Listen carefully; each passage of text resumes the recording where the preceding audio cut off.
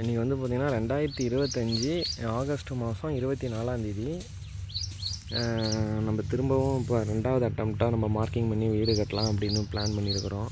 அதுக்காக fly ash BRICS வந்து வாங்கியிருக்கிறோம். இது வந்து அரியலூர்லேருந்து வாங்கிட்டு வந்த ஃப்ளை ஆஷ் பிரிக்ஸு. இது கிட்டத்தட்ட ஒரு 70-60 கிலோமீட்டர் ட்ராவல் பண்ணி வந்ததால் இந்த மூளை மட்டும் கொஞ்சம் உடஞ்சிருக்கு. மற்றபடி கல் வந்து நல்ல குவாலிட்டியான கல்.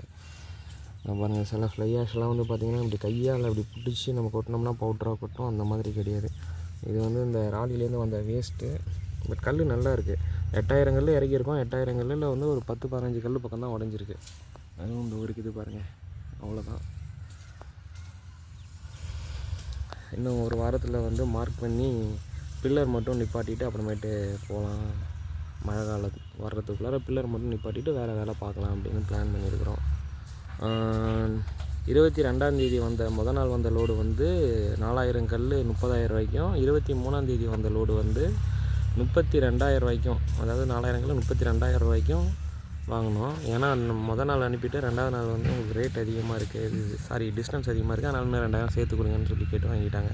அதாவது ஒரு கல்லோடைய அடக்கம் வந்து பார்த்திங்கன்னா உங்களுக்கு 7 ரூபா 50 பைசா நாள், 2வது நாள் இறக்குனது 8 ரூபாங்க.